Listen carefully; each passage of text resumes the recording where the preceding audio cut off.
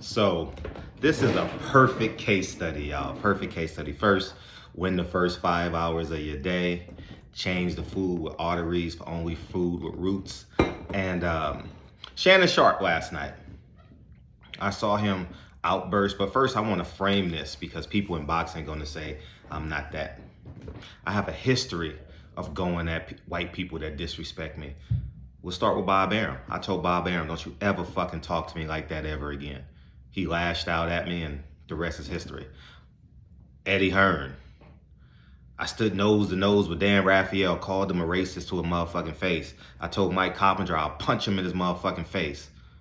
And the reason why these men feel empowered is because y'all black fighters, black promoters, black managers emboldened them. And that's what we have today. We got the house Negro versus the field Negro, man, and no one wants to own the house. You know how when you're young, I'm gonna take my time with this. You know how when you're young, you say, I'm gonna stun on that nigga. I'm gonna be the realest nigga ever. Like Jay-Z, the realest nigga you already know. You know what I mean? And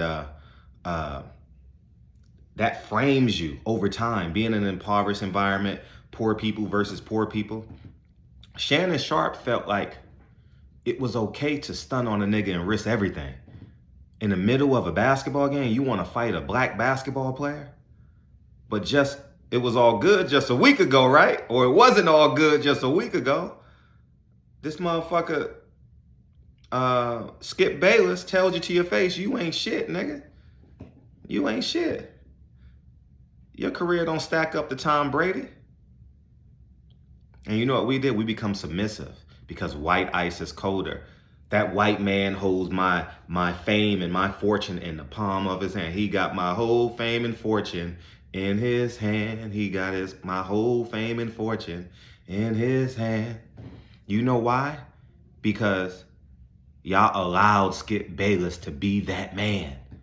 And you say, oh, but he would have risked his life and got suspended. The same thing would have happened at the NBA basketball game. He risked everything to stunt on a nigga. And here, I go the other way. I'm like, nah, that's not what we need to do. We need to be in the highest regards. We need to have the highest level of respect.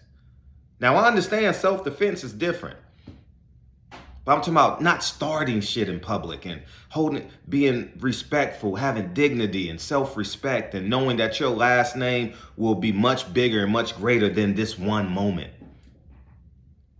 I'm a coon. But Shannon Sharpe is a real nigga for wanting to fight another nigga. And I tell every black man that I know, every black man that I speak to, no, pull your pants up, read some books, have integrity, self-respect, because that's what got me over. Everybody know in boxing, I hold myself to the highest standard. I never came in, what's up, nigga, pants halfway off their ass, nah. And you say, why are you so aggressive on Al Heyman? Al Heyman is a Sambo. It's going to be double. Al Heyman got 300 families he's responsible for and can't do nothing for him. He played y'all. And I'm going to hold him accountable. When black men do crimes to other black men, we should hold them double. We should get to a point in space where it's not the color of their skin, but the content of their character. And until we get there, we're always going to have episodes like Shannon Sharpe. And everybody's like, oh, nobody wants to fuck with Shannon Sharpe. He got muscles. He does. Why does he have muscles? So he can work for the white man. You get it? You get it. Don't think of that statement on the first level. He got all the muscles to do what? Be subservient to the white man.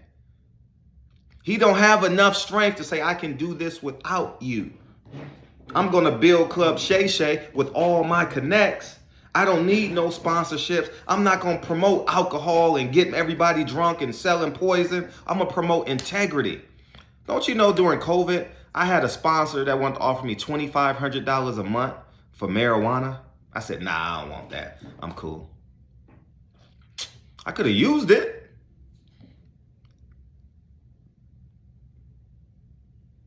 I said, nah, I'm not going to do it. Nah, I don't even smoke weed. I don't drink, no piercings, no nothing.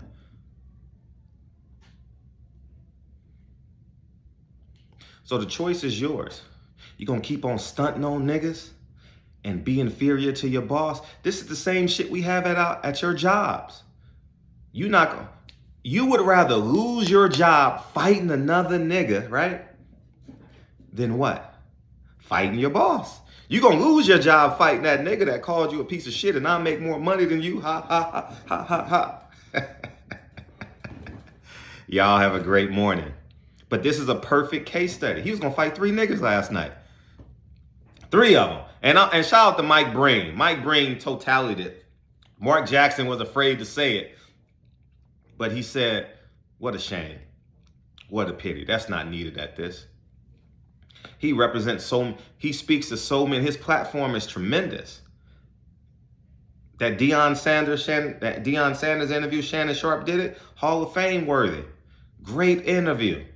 Very introspective. Look, very honest.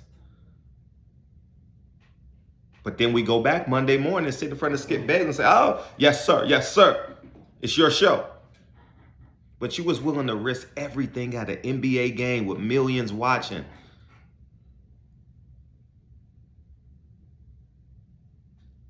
That's why we need fathers in this world. A father's lessons never dies. It goes to your son, your grandson, your great-grandson, and so on and so forth.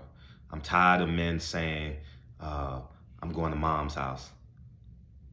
I'm going to grandma's house.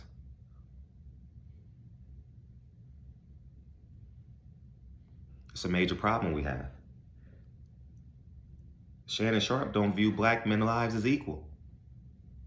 I hold black men to the highest standard. Highest standard.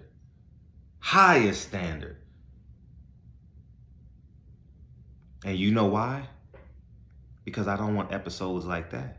I want Shannon Sharpe to talk to LeBron about owning the Lakers. I don't want him fighting on the Lakers court.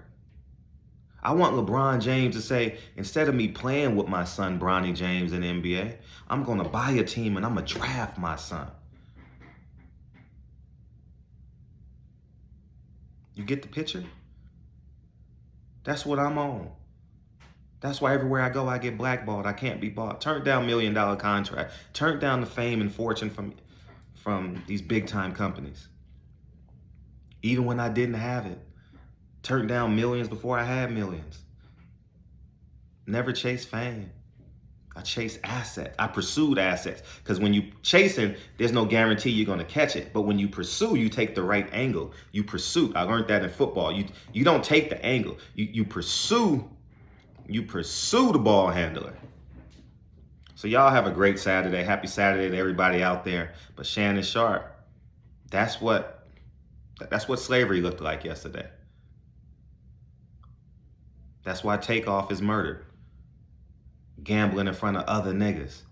Wanting to prove I got more money than you, nigga. His boy. Not Takeoff, but the boy he was with.